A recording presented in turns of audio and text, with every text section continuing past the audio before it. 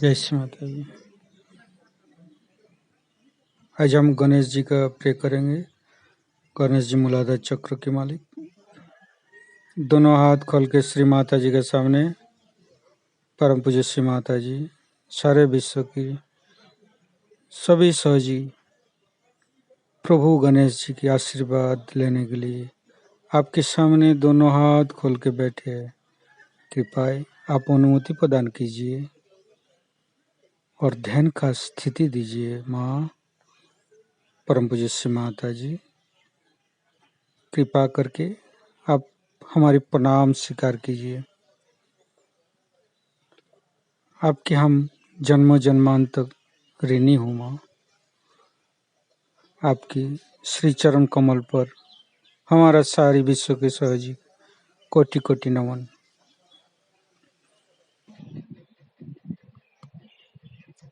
कुंडलनी उठा के बंधन लेंगे।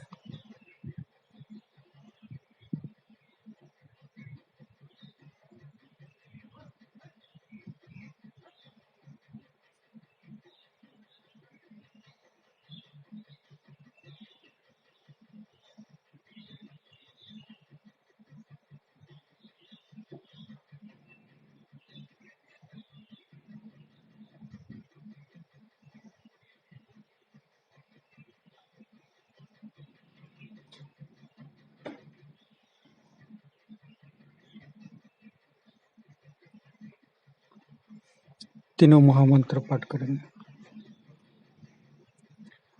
ओम तमेव साक्षात श्री महालक्ष्मी महासरस्वती महाकाली त्रिगुणात्मिका कुंडलिनी साक्षात श्री आदिशक्ति माता जी श्री निर्मला देवे नमो नमः। ओम तमेव साक्षात श्री कल्की साक्षात श्री आदिशक्ति माता जी श्री निर्मला देवे नमो नमः।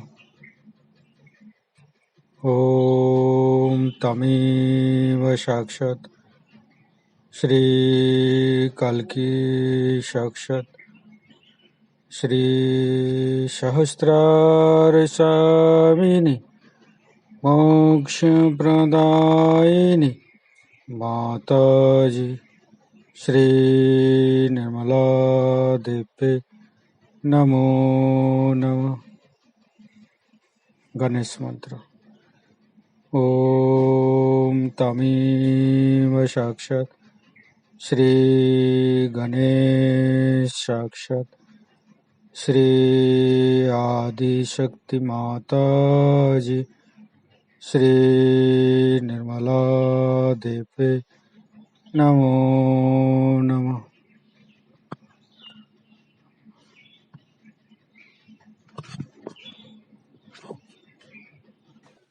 परम पूज्य श्री माता जी,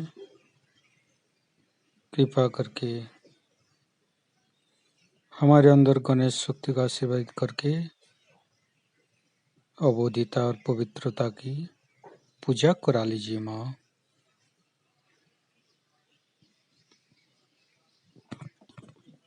गणेश चतुर्दशी। हम गणेश चतुर्दशी सब पाठ करते हैं। ओम नमस्ते गणपतये तमेव प्रत्यक्षं तत्त्वमसि तमेव केवलं कर्तासि तमेव केवलं धर्तासि तमेव केवलं भर्तासि तमेव सर्वं खल्विदं ब्रह्मासि तं साक्षादात्मस्य नित्यं ऋतं वच्मि सत्यं वच्मि आप्तं माम् अववक्तारम् अवसोतारम् अवदातारम् अवधातारम् अवानुचानमवशिष्यम् अवपश्चातात् अवपुरस्तात् अवोत्तरातात् अवदक्षिणातात् अवचौधातात् अवधरातात् सर्वतो मां पाहि पाहि समन्त्रत् तं वाङ्मस्तं चिन्मयं तं आनन्दमस्तं ब्रह्ममयं तं सच्चिदानन्दादित्योत्सि तं प्रत्यक्षं ब्रह्मासि स्तं ज्ञानमयो विज्ञानमयस्य सर्वं जगदं तत्त्वो जायते सर्वं जगदं तत्त्वो तिष्ठति सर्वं जगदं तैलमस्यति सर्वं जगदं तैपत्येति तं भूमिरापो नलो नीलो नमः स्तं चत्वारि वाक्पदानि स्तं गुणत्रयातीतो स्तं देवत्रयातीतो स्तं कालत्रयातीतो स्तं मूलाधारसितोत्सनित्यं स्तं शक्तित्रयात्मको स्तं जगुनो धायन्ति नित्यं स्तं ब्रह्मा स्तं विष्णुस्तं रुद्रस्तं इन्द्रस्तं अग्निस्तं वायुस्तं सूर्यस्तं चन्द्रमास्तं ब्रह्मभूर्भुवस्सरं ज्ञानादिपूर्वमुच्चाय वर्णादि तदनन्तर अनुस्वारो परतरो अर्धेन्दुकुलसितं तारेण एतत्तव मनुष्यरूपं रकारो पूर्वरूपम् आकारो मध्यमरूपम् अनुस्वारो शान्तरूपं बिन्दु उत्तररूपं नादं सन्धानं संहिता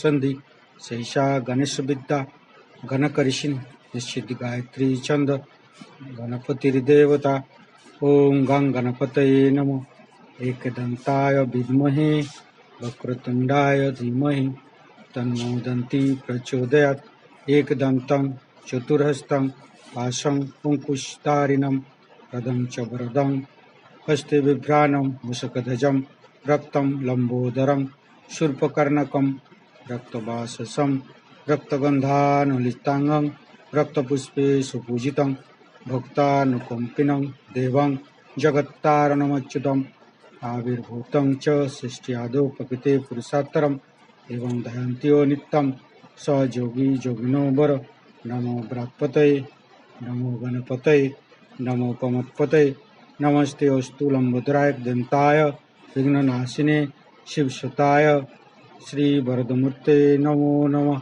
साक्षात् श्री आदिशक्ति माताजी श्री निर्मला देवे नमो नमः।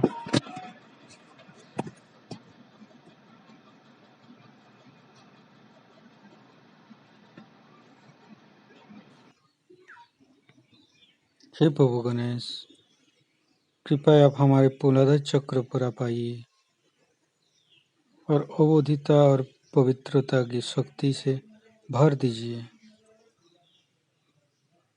हम प्रभु गणेश की 12 नाम लेंगे। श्री समुखाय ओम तमेव साक्षात् श्री समुखाय नमो नमः। श्री एकदंताय ओम तमेव साक्षात् श्री एकदंताय नमो नमः। श्री कोपिलाय ओम तमेव साक्षात् श्री कोपिलाय नमो नमः। श्री गजकर्णकाय ओम तमेव साक्षात् श्री गजकर्णकाय नमो नमः।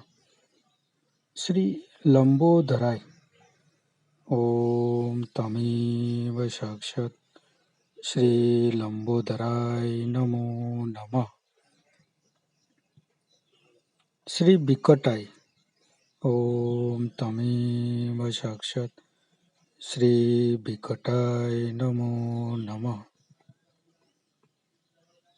श्री विघ्ननाशाय ओम तमेव साक्षात् श्री विघ्ननाशाय नमो नमः। श्री गणाधिपाय ओम तमेव साक्षात् श्री गणाधिपाय नमो नमः। श्री धूम्रकेतवे ओम तमेव साक्षात् श्री धूम्रकेतवे नमो नमः। श्री गणाध्यक्षाय ओम तमेव साक्षात् श्री गणाध्यक्षाय नमो नमः। श्री भालचंद्राय ओम तमेव साक्षात् श्री भालचंद्राय नमो नमः। ये श्री गजाननाय, ये लास्ट है, तो इसका पूरा फुल मंत्र लेंगे। ओम तमेव साक्षात् श्री गजाननाय साक्षात् श्री आदिशक्ति माता जी श्री निर्मला देवे नमो नमः।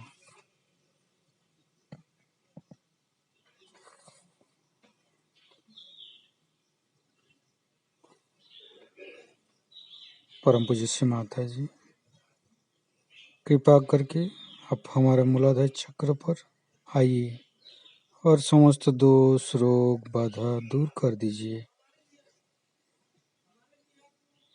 परम पूज्य श्री माता जी, कृपा करके समस्त दोष, समस्त बाधा, समस्त रोग दूर करके आप हमारी कुंडलिनी शक्ति को गति प्रदान कीजिए माँ। परम पूज्य श्री माता जी का अमृत वाणी ग्रहण करेंगे। जय श्री माता। मैंने आपसे बताया था पहले भाषणों में, पहली चीज जो तो सहयोग के लिए जरूरी है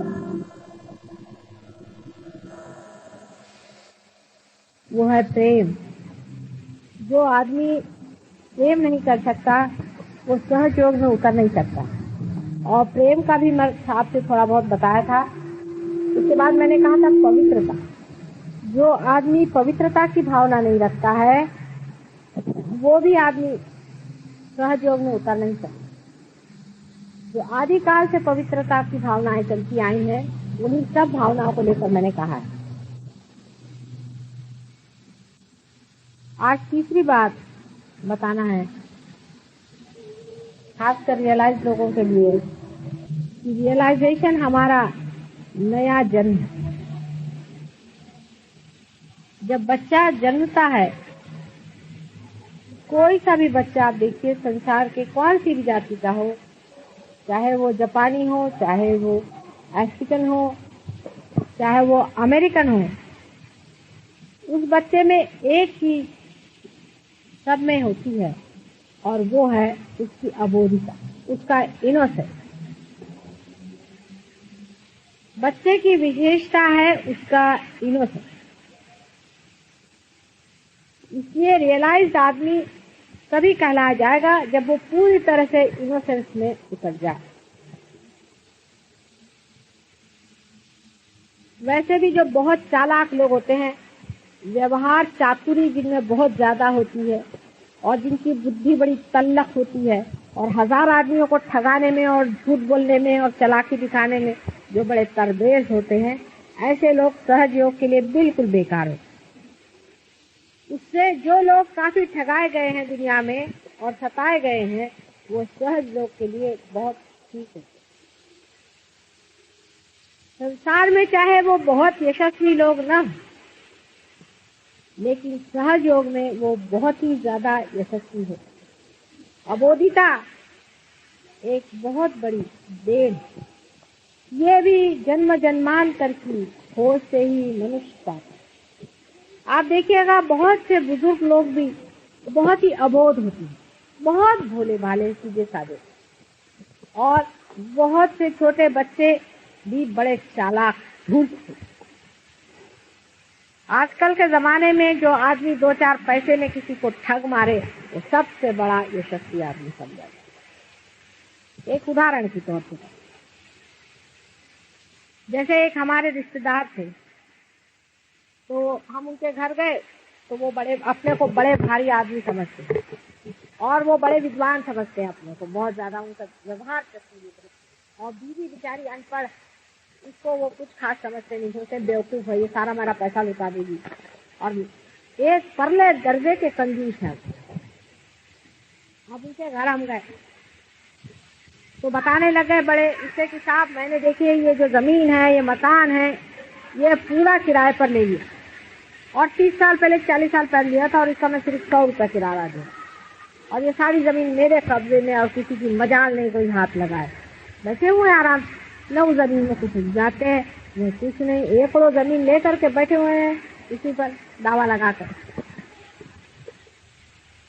और पहले मेरी उल्लू बीवी है, इसकी वजह से मुश्किल न जाने आज कितने महल में खड़ा किया होता, अभी किराए के मकान में रहा। उसको 3-4 गाली देने में भी उनको कोई हर्ज नहीं था, लेकिन ये तो हमारे रिश्ते में हमारे जेठ होते थे, तो हम चुपचाप बैठे रहे। हमने कहा अभी क्या बोले। उसके बाद उनकी जो बीवी थी वो बेचारी चुपचाप सुन के रह जाती। इतने में एक आदमी आया, वो कहने लगा कि साहब देखिए, मैं घर मालिक की ओर से आया हूँ और घर मालकिन कह रही है कि आपके यहाँ इतनी इमली के पेड़ हैं, उसमें से इस इमली का उन्हें इमली बहुत पसंद आती है, तो आप कहिए तो हम 2 रुपया आपको देते हैं और आप हमें थोड़ी इमली दे दीजिए। तो ये बिगड़ गए, वाह क्या सोचते, 2 रुपए की इमली कहाँ से आएगी, 5 रुपए दो तो देंगे। काफी झकझक करी। उसके बाद अपनी दीदी से कह, खबरदार ये आदमी ऊपर न चढ़ने पाए, यहाँ की इमली न उतारने पाए। उसके बेचारे के 100 रुपए के मकान में वो बेचारे के रह रहे हैं, उसको कम से कम कुछ नहीं तो 3-4 हजार रुपए का नुकसान कर रहे हैं। पहले बड़ा पैसे वाला है, दे सकता है सब कुछ। आप कहना अभी ऐसा लो आने वाला है, ये घर मेरा ही हो जाने वाला है, मेरा इस पे कब्जा होने वाला है। इसकी वो इंतजार में है, पता नहीं कैसे। बहरहाल जब वो चले गए तो उनकी बीवी ने उस आदमी को अंदर बुलाया, कहने तुमको कौन सी इमली के मंगाए हैं वो तो जिसका भी तो मेरे ही सामने गिरा, और उसको जेब से 5 रुपए निकाल के दूसरे का 5 रुपए क्यों दे रहे हैं मेरे को, मुझे को देना है आपको पैसा। कहना भाई तुम चढ़े, तुमने मेहनत करी, उसके 5 रुपए और उनको मेरा नमस्ते कह देना, जाओ ले जाओ भग जा, और कल अगर और चाहिए तो आ जाना, लेकिन 12 बजे के बाद आना, तभी ये चले जाते। तो उसने ये जवाब दिया कि मैं तो इंतजार में था कि कब सीखेंगे तो मैं भी तोड़ूंगा, मैं आपको तो जानता हूँ। अब वो अपने को बड़े चालाक होशियार समझते और सब उनसे हंसते हैं, कधे कहीं के। इस तरह के जो अक्लमंद लोग हैं, जो अपने को बड़े चालाक और होशियार और झूठ बोलना, जैसे लंच फंड करना, इसमें जो अपने को बड़े होशियार समझते हैं, ये सब होशियारी जो है जहाँ के तहाँ रह जाए और ऐसों का सहयोग नहीं होने वाला। और कल अगर संहार शुरू होगा तो ये लोग पहले कटेंगे और भोला आदमी हमेशा बच जाता है। भोले आदमी में बड़ी विशेषताएं होती। मैं स्वयं बहुत भोली हूँ, बहुत लोग मुझे कहते हैं कि मेरे घर में तो सब लोग मुझसे परेशान मेरे भोलेपन। मैंने हमारे घर में ऐसा हुआ एक दिन कि हम दिल्ली में रहते थे, तब की बात है, बहुत साल पहले की। तो एक बाजार गए थे, दिल्ली के बाजार में। वहाँ एक आदमी आया, बेचारा मुझसे कहने लगा कि मुझे बहुत चोट लग गई है और मुझे समझ नहीं आता मैं कैसे करूँ, मैं कैसे जीऊँगा। तो कहते चलो मोटर में बैठे, उसको घर ले आए। घर पे लाए तो उसको हमने मलम पट्टी करी, और वैसे भी हमें तो जरूरत है मलम पट्टी करने, यूँ हाथ वाथ फेरा, बेचारा ठीक हो गया। उसको बड़ा मेरे लिए प्रेम हो गया। और वो इतनी सुबह से शाम तक 4 बजे मैं उठी थी, वो भी 4 बजे उठ करके तब से जो घर में मेहनत करेंगे। लेकिन हमारे घर के लोग बहुत व्यवहार चातुर है, उनका पता नहीं कहाँ से चोट खा के आया है, कोई हो सकता है डाकू होगा। मैंने कहा होगा डाकू तक, अब तो बदल गया है ना, अब तो उसका कितना स्वभाव बदल गया है। मैंने कहा उसको विश्वास तो करके देखो। क्या लगे कि नहीं इसको तो पुलिस में देना होगा, पुलिस से पता करना चाहिए। रोज उसके पीछे सब लोग लगे रहे, हमारे भाई साहब भी थे, मेरे हस्बैंड भी थे, और भी लोग, सब लोग मुझसे कहने इनकी कॉन्फ्रेंस हो कि उसको बिठाना ही चाहिए पुलिस में। मैंने कहा भाई माफ कर दो एक बार, देखो अगर चोरी करना तो कर ही लेगा, नहीं होगा तो ठीक है, ऐसी कौन सी बात है, ऐसा कौन हमारे पास बड़ा धन घर के अंदर पड़ा है। तो उनके पीछे लोग पड़े। उस दिन एक दिन शादी में हम लोग गए तो उसको बाहर बिठा के गए, अंदर घर में नहीं तो चोरी कर जाएगा, फलाना होगा, ढिकाना होगा। मैंने कहा चलिए। उस दिन हम ठीक कुछ जेवर पहन के गए थे। रात को 2 बजे करीब आए, सब थक गए थे, तो मेरे हस्बैंड भी सो गए, वो मेरे भाई भी सो गए और मैं भी सो गई। तो मैंने जेवर उठा करके ऐसे बाथरूम में रख दिया। तब तो कुछ सोच नहीं रहा कि चोर वोर घर में है। तो जब सवेरे उठे तो हमारे हस्बैंड के पैर के चप्पल गायब, जूता देख रहे हैं जूता गायब, उनका देखा तो उधर से पर्स गायब, वहाँ से आगे गए तो उनका कोट गायब, आगे चले मेरे भाई साहब जो थे उनके 500 रुपए गायब, उनका जूता गायब, उनका कोट गायब, उनका न जाने एक बक्सा की बक्सा ही खाली।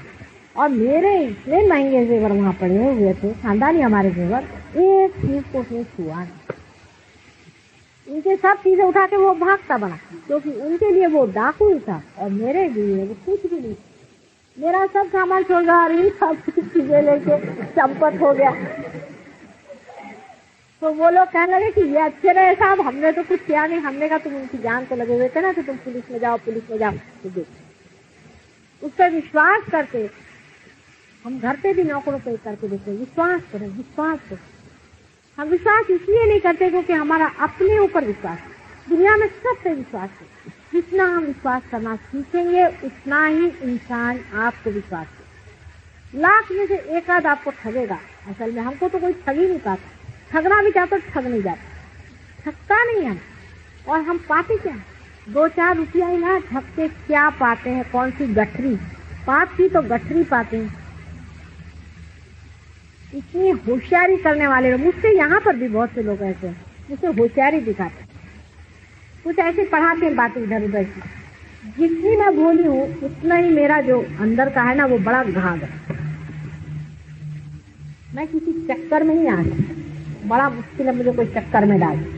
अब कोई कहे कि ये चीज है वो चीज है, चक्कर में नहीं आने वाली। हालांकि मैं हूँ बहुत सीधी सा।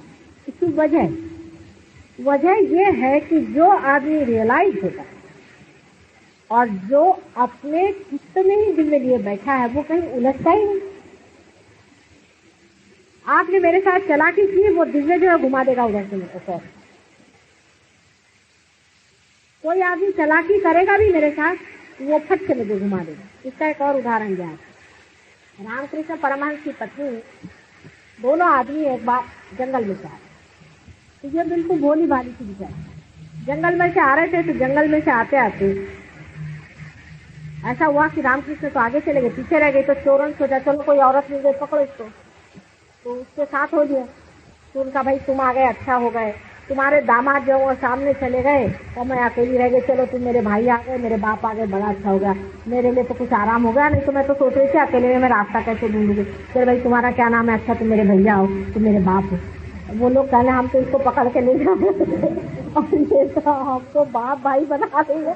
उसके सीधेपन और भोलेपन से इतने रीच है, उसको अपने घर ले गए और जिंदगी भर उसको अपनी लड़की की तरह से बनाया और रामकृष्ण को अपने दामाद जैसे। वो चोर और डाकू लोग भी प्यार पहचानते हैं।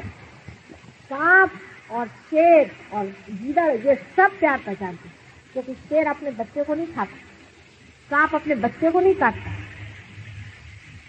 अगर हम भी सांप हो जाए तो क्या सांप हमें नहीं पहचानेगा? भोलापन हमेशा मदद करता है और जो आदमी भोला होता है उसको दुनिया हमेशा मदद। और एक उसका मॉडर्न एक उदाहरण, एक सांप कस्टम में सारे थे, भोले भाले बोलते बहुत से। भोले लोग जरा बोलते भी ज्यादा है कभी कभी, क्योंकि उनमें चालाकी नहीं होती ना, अंदर में घुसते जैसे बैठे नहीं रहते। कभी बोलते हैं कभी नहीं बोलते। मतलब ये जरूरी नहीं कि हर एक भोला आदमी होता है, चालाक भी कभी कभी बड़बड़ाते हैं बहुत। तो ये जो भोलापन था इस आदमी का, या आकर के उसको बताने लग गया कि अरे साहब मैं गया था वहां से मैंने लाया हूँ कैमरा। वो कस्टम ऑफिसर को बताता, अमेरिका से आया और कस्टम ऑफिसर को बताता है कि कैमरा लाया हुआ, ऐसा कैमरा हिंदुस्तान में नहीं होगा, तुम देख लो, तुमको देखना है, तुमको दिखा। यहाँ लोग तो छिपाते अपना कैमरा। फिर उसे बताने लगे कि मैं वहां से मालूम मेरे को डायमंड रिंग में लेके आया, वहां से तुमको देखना है, देखो मैं लाया हूँ।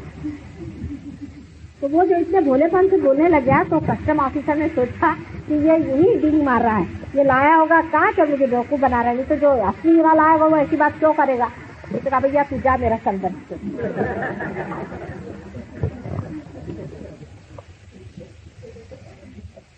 और दूसरा आदमी आएगा छिपा के इधर उधर देखते हुए, आइए इधर मिस्टर आपके पास क्या है। भोले आदमी पर वैसे भी मनुष्य को तरस आ जाता, और कोई भोले आदमी को सताता है तो उसकी आहें इतनी लगती है, उस डर से भी आदमी नहीं सताता भोला। और अगर कोई भोले आदमी को सताता है जन्म जन्मांतर उसका उसे देना पड़ता। इसलिए भोला आदमी सबसे श्रेष्ठ। और जो आदमी बहुत ज्यादा किसी चीज में उलझता है, अधिकतर आप देखिएगा कि ज्यादातर ऐसा होता है कि जब भी आदमी को कोई बुरा काम करना होता है बड़ा सीरियस हो जाता है। अधिकतर हमने ऐसे एक साहब को देखा है, उनकी आदत थी ब्राइब लेने की। तो हमारे हस्बैंड को तो वो कहते तुम तो घटिया कास्ट हो, तुमको तो पैसा ही लेना नहीं आता, ऐसे कहा करते। लेकिन मैंने देखा है कि उनसे अगर कोई आदमी मिलने आए और जो पैसे वैसे की बात करने वाला हो, मतलब लेने देने की, एकदम वो सीरियस हो जाती है। अच्छा अभी जरा खड़ी अंदर जा, हंसते खेलते एकदम सीरियस हो जाते, मैं समझ जाऊँ कि कुछ ना कुछ ड्राइवरी की बात है।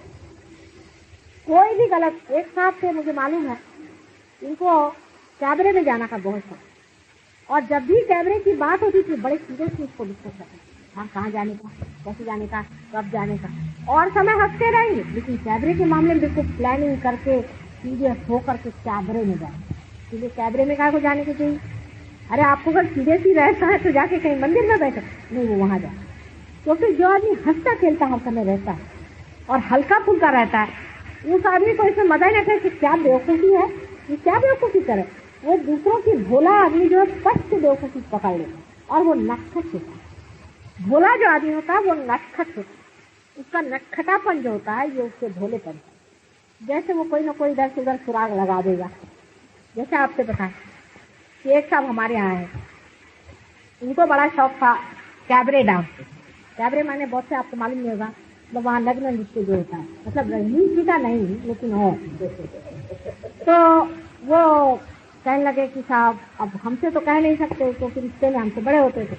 तो हमारे एक घर में एक बड़े सिविल वाले साहब हैं, वो ऐसे ही नटखट टाइप है, तो उनसे कहने लगे कि साहब कभी वहीं ले चलिए हमको जाने। अब वो बुजुर्ग आदमी ठहरे शैतान बहुत है ना, वो ले गया पुलिस थाने में उनको उतार दिया। तो वहाँ टैक्सी में ले गया, वहाँ छोड़ दिया, कहना मैं तो आऊंगा नहीं, आप यहाँ चले जाइए। अब वो बेचारे सीधे चले गए, वहाँ जाकर के देखते सब पुलिस वाले थे। फिर उन्होंने सोचा बेचारे आए थे देहात से, उनको तो मालूम नहीं था कहाँ कैसे होता। तो पुलिस बाहर लगती हुई है, ऐसी जगह जरूर पुलिस होती है, ऐसी जगह जहाँ ऐसे धंधे होते हैं वहाँ पुलिस लगती है, लगनी पड़ती। तो उन्होंने सोचा कि इसलिए यहाँ पुलिस है। अंदर गए तो लोगों ने कहा साहब आपको कोई कंप्लेंट है? नहीं, कहने वो जरा हमको गुस्सा है। तो उन्होंने कहा क्या अब आप समझ लीजिए जो बात है। तो उन्होंने कहा आखिर क्या बात आप चाह रहे हैं? मैंने कहा अब क्यों मजाक कर रहे हैं, जिस चीज के लिए जिस जगह बनी वहीं हम आए, चले तो फिर आइए सीधे हवालात में। हवालात में, और कहने लगे क्या आप हवालात में आपको किसी ने पहुंचा दिया। ऐसे उनको बेवकूफ बनाया जाता है।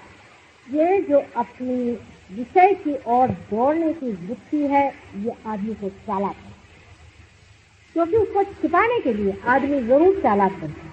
विषय की ओर दौड़ने की जो अपनी प्रवृत्तियां हैं, बार बार विषय की ओर जो प्रवृत्ति दौड़ती है, उसको रियलाइजेशन के बाद हम समझते और देख सकते हैं, अरे वाह बेवकूफ राम चले जा रहे हैं, वहां कहाँ चले जा रहे हैं। अपनी ओर हम देख सकते हैं, अपनी बेवकूफियां देख सकते हैं, अपने साथ खिलवाड़ भी कर सकते हैं, अपने साथ नटखट खाना कर सकते हैं, बहुत अपने साथ हम खेल कर सकते हैं और देख सकते हैं कि किस बेवकूफी में फंसे हैं। तो भोला आदमी जो होता है वो अलिप्त होकर के देखता है मजाक। अजीब हालत है, साफ समझ में नहीं आती।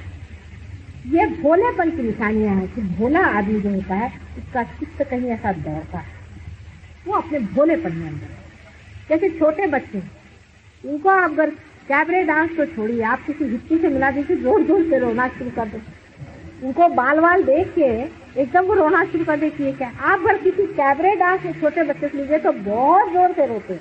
आप कोशिश करके देखिए, अगर किसी समझदार बच्चे को आप ले जाएं, 3-4 साल के बच्चे को, तो वो जोर जोर से रोना शुरू कर देगा कि ये क्या करना। बच्चे की आप हालत देखिए कि अगर उसके सामने कोई भी विक्षिप्तता होती है तो इससे और वो पहले रोने लगता है, और या तो उसको समझ नहीं आता, आँख फाड़ के दिखता है कि ये क्या है, या दूसरा काम बच्चे ये करते हैं कि कोई सी भी बात है सीधी सीधी चले, उनमें कोई लगाव छिपाव दुराव कभी नहीं। ऐसे कोई बच्चे चुप भी रहे लेकिन वो हर एक चीज को देखते रहते हैं। जैसे एक बार किसी ने कहा अपने बच्चे से कि वो साहब आ रहे हैं लेकिन खाते हैं घोड़े जैसे। तो अब इन्होंने वो सुन लिया अपने पत्नी से, उन्होंने कहा, उनसे तो कहा नहीं कुछ। जब वो आके बैठे तो उनकी शक्ल जाके देखे बार बार ऐसे, उसके बाद कह रहे हैं मम्मी ये तो घोड़े जैसे नहीं खाते, तुम तो कह रहे घोड़े जैसे खाते। माने उसमें उनको कोई ये नहीं लगा कि भाई मैं कोई बुरी बात कह रहा हूँ या अच्छी बात कह रही हूँ, कुछ दुख देने वाली बात कर। उनको जो फैक्ट लिखा वो उन्होंने कहा, सीधी सीधी बात उन्होंने कह दी ये बात। और बच्चों में ये समझ आ जाती है किसी तरह से कि ये किस तरह से कर रहे हैं, उनका क्या ढंग है, सबकी नकल उतारेंगे। बच्चों में आदत होती है, नकल उतारने वाला आदमी भी एक तरह से भोला होता है, क्योंकि वो भी नकल तभी उतार सकता है जबकि वो साक्षी, और खासकर अगर वो अपनी नकल उतार सके तो सबसे बढ़िया। जो आदमी में अपने ऊपर हंस सकता है वो सबसे भोला आदमी, जो अपनी बेवकूफी की हंस सके, वाह क्या कहें हमने भी ये कहा, हम भी ये करा। ऐसा जो आदमी कहता है वो अपने से अलग हटा हुआ अपने को आप लोग भी जो रियलाइज होंगे करें, अपनी और नजर करें कि क्या आप दौड़े चले जा रहे हैं, क्या पहने, तोंद आपकी निकली हुई है, बाल आपके सफाचट उड़ गए, जा कहाँ रहे आप, जेब में पैसा नहीं है, आपकी नजर कहाँ पड़ जा रही है, बार बार आपकी नजर कहाँ उठ रही है, आपका चित्त कहाँ जा रहा है। रियलाइजेशन के बाद में जो आदमी इसमें लगन से आता है वो सत्संगति ये सज्जनों की संगति को जोड़ता है, और जो आदमी से गहरा नहीं करना चाहता वो अपना बहाना ढूंढता है और दुर्जनों की संगति में घूमता है। दूसरी संगति में घूमेगा वो हजारों बहाने बताएगा कि आना नहीं हो सकता, और जिनको आना है देवड़े के पीछा बताएंगे, जिन देवड़े साहब को कहीं जाने का है। तो रास्ते में चलते चलते मैंने यही छोड़ दिया, मैंने कहा देवड़े साहब हमारे साथ बैठ गए मोटर में, चल दिए, उनका कुछ और प्रोग्राम था, वो बैठ गए मोटर में और चले आए, वहाँ उनको 3 घंटा हमने रगा वहाँ बैठे रहे आराम, क्योंकि इसमें जो मजा आ रहा है और किसी चीज में मजा, लेकिन जब इसका मजा ही पूरा नहीं लिया तो चित्त जरूर बार बार दौड़ेगा। आज कहाँ गए थे, आज पार्टी में गए थे, क्यों था, तो जाना ही पड़ा, बाकी उसमें ऐसा था तो उसमें ऐसा। और जो लोग यहाँ रोज आते हैं उनका क्या हो गया, उनको सज्जनों की संगति में, विषयों की बातों में अब किसको जाता ही उलझता नहीं, इंटरेस्ट नहीं आता, भागो प्रोग्राम है भागो, वहाँ सज्जनों का मेला बैठा, सत्संगति में, दुनिया के संगति में बैठ करके जो मजा आएगा वो वहाँ क्या मजा आने वाला है। यहाँ की जो चीज चली आ रही है जो दिखाई नहीं देती, जो हमको दिखाई नहीं दे रही लेकिन आ रही है, यहाँ पे बरस रही है सबके ऊपर में, हम पीछे चले जा रहे हैं उस परमात्मा की देश को, वहाँ मजा आएगा। माता जी आया चाहे नहीं है, फिर एक दूसरे रियलाइज आदमी को मिलने में जो मजा आता है, हाँ अरे चलिए ऐसा लगता है, और वही कोई भूत वाला है तो बाप इधर करो। लेकिन जो लोग पूरी तरह से अभी इसमें उतरे नहीं है वो अभी भूतों की तरफ ही गए, करना पड़ता है, जाना पड़ता है, बोलना पड़ता, कुछ जाना नहीं पड़ता और करना नहीं पड़ता और देखना नहीं पड़ता। अगर आपको आपका चित्त यहाँ है तो आप झक मार के आएंगे, कल अगर आप शराबी है तो आप शराब खाने नहीं पाएंगे, और अगर आप रियलाइज है तो आप सत्संगों को दूसरी चीज और जगह आपको जाने से मतलब, जब मजा का सारा अर्थ ही यहाँ पर है तो और जगह घूमने से मतलब। घर में लोग चिल्लाते, शराबी लोग कितने चिल्लाते हैं, सारा पैसा पूछता है, शराब मत पी, ये न कर वो न कर, वो छोड़ता है कि अपनी बोतल घर में नहीं तो बाहर नहीं तो दोस्त के घर में। सीधी चीज एक रमी खेलने वाला आदमी देख लीजिए, जो रमी खेलता है उसकी दीदी चिल्लाने लग गई तो वो अपने घर में जाके खेलेगा, वहां पर नहीं वो चिल्लाने लगे तो जाकर के चौपाटी पे बैठ के खेलेगा, वहाँ पुलिस पकड़ेगी तो और कहीं जाकर के खेलेगा, वो छोड़ने वाला नहीं। इसकी भी लत लगनी चाहिए, जब लत लग गई तो फिर कोई चीज में मजा नहीं आता, बस यही बात, यही सोचना, यही बोलना, यही करना, जिससे मिला उससे। तो लोग कहते हैं यार तुम्हारे तो माता जी से हम बोर हो गए, लेकिन आप बोर नहीं होने, आप कहे चलो तो देखो तो क्या बात है। कोई किसी की भी बात कहेगा आप ये कहेंगे नहीं भाई पहले चलेगा, पहले उसे देख लो, ये सबकी बात तो बाद में होती है, हमने पाया हुआ, हमने जरूर जाना है। और सारे घर वालों को भी आप बदल, घर वाले तो आपका पसंद कर नहीं सकते जब तक वो लोग पार नहीं, उसमें नाराजगी की गुस्से में जब मजा करना चाहिए, थोड़ी उनके साथ करना चाहिए, इसमें कोई भी गुस्सा होने की बात नहीं। एक बार हमारे यहाँ ऐसा ही हो गया कि एक साहब हमारे ऊपर गुस्सा हो गए, कहने लगे कि आप बार बार जाती है, उन्होंने सामान फेंकना शुरू किया तो हमने भी सामान फेंकना शुरू किया, तो ये क्या सामान बटोरी है तो मैं भी बटोरती हूँ सामान बटोरना शुरू किया, हमने बटोर लिया, हमने कहा देखे था आपको जिस चीज का शौक है आप करके, हमें इस चीज का शौक है हम करते, वो तो आप रोके चाहे नहीं रोकिए, हमें तो जाना होगा ही, और चाहे हम यहाँ भी बैठे रहे चित्त तो हमारा नहीं। जब इसका मजा लग गया, अब नाटक वाले देखिए जिनको नाटक का शौक होता है, चाहे जेब में 7 रुपया नहीं भी हो तो 3 रुपया का टिकट लेकर के भी जाएंगे नाटक। हर जगह आप अपना शौक पैसा दे करके पूरा करते, और ये बिन पैसे का इतना बड़ा शौक, तो रोज नया नया सीखने के अंदर क्या मजा आता है अंदर में भी, दूसरों में बच जाने में जो मजा आता है। और किसी लोग 1000 रुपया खर्च करते, इसको दान कर रहे हैं, उसको दान कर रहे हैं, दान कमेटी बनाएंगे, यहाँ से बिहार जाके दान कर रहे हैं, बांग्लादेश, अरे यही दान हो रहा है बस। अभी छोटा सा बच्चा है, इसको लग गई लत, इसकी छूटने वाली लागी ना ही छूटे, पर लगनी तो चाहिए, वो जबान में लगती नहीं, क्योंकि आपका दिल और आपकी इच्छा पे थोड़े दिन तक इसकी चटक बैठनी चाहिए। जो इसका मजा है वो तो गहराई में जाकर देंगे, और वो तभी होता है कि आदमी इतना भोला हो जाता है, कोई कुछ बकता रहे कुछ कहता रहे, वो अपनी धुन में चलता है, वो भोलेपन से ही बच जाता है। उसका जो भोलापन है सादगी है, उससे बच जाता है। और आदमी भोला तो तभी होता है जब परमात्मा के हवाले है, क्योंकि उसका सब प्लानिंग करने वाला वो बैठा, सब देखने वाला वो बैठा। बच्चा क्यों भोला होता है? क्योंकि उससे वो माँ के हवाले है।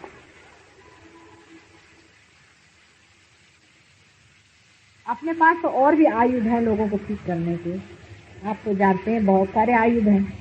कोई बिगड़े नाराज हो घुमा, लेकिन अपने ऊपर पहले घुमा ली। हो सकता है कि आप ही अपने दिमाग से अभी फारिग नहीं, अपना ही दिमाग आपको समझा रहा है ये नहीं हुआ तो ये नहीं, ऐसा नहीं। जब बिल्कुल सब शांत हो जाए, मुंबई में कोई सिनेमा न चलता हो, कोई पार्टी नहीं होती हो, कोई शादी न होती हो, घर में कोई मेहमान न हो, ऐसा दिन तो मेरे ख्याल से अष्टग्रह मिलने पर भी ना आवे। उस दिन हम पहुंचे तो फिर वैसा ही आप पाएंगे भी। जितनी अंदर से मुमुक्षुता आत्मता सीखेगी, और उसको देखना पड़ेगा है अंदर, इसके बगैर आप पार होने वाले नहीं। पिछले जन्म की है। और मेरे चले जाने के बाद में खास है, मैं जाने वाली हूँ नहीं, 1-2 महीने के लिए चली जाऊंगी। मेरी तो जिद है ही, जब तक हिम्मत है तब तक जिद है ही। देखिए आप क्या होता। लेकिन आप लोगों में से भी ऐसे कितने लोग हैं इस बात को सोच,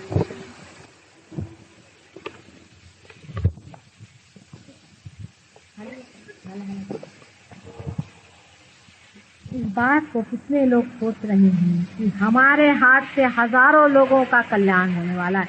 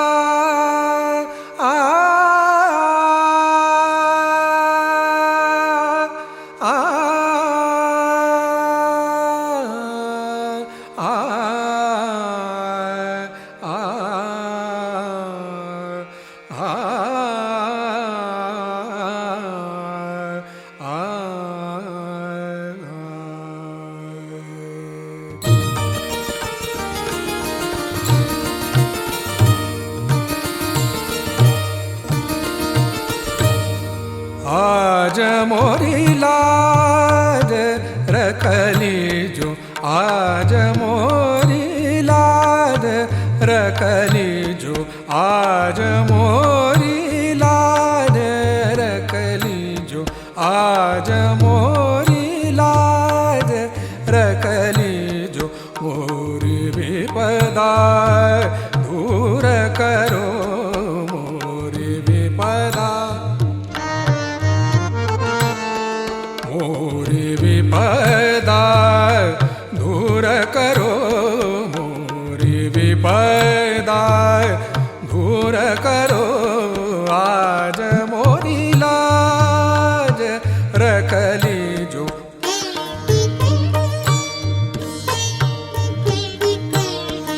आज मोरी लाज रखली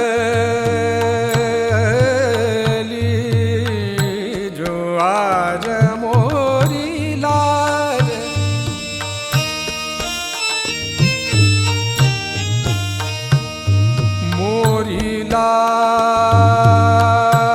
लाज मोरी लाज आज मोरी लाज रखली जो मोरी लाज मोरी लाज मोरी लाज रखली जो आज आज मोरी लाज रखली जो आज मोरी लाज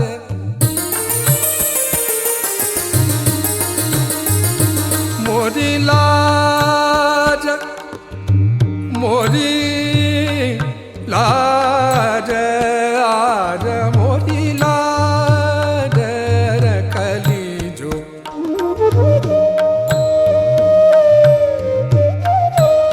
मोरी लाज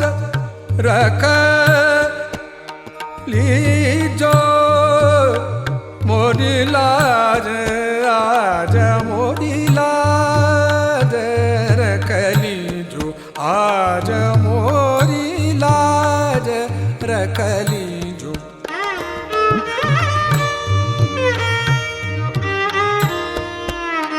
मोरी लाज मोरी लाज रखली जो आज मोरी लाज रखली जो मोरी लाज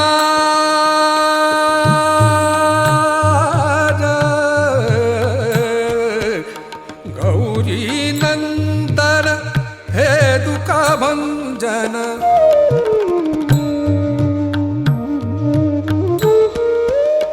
गौरी नंदन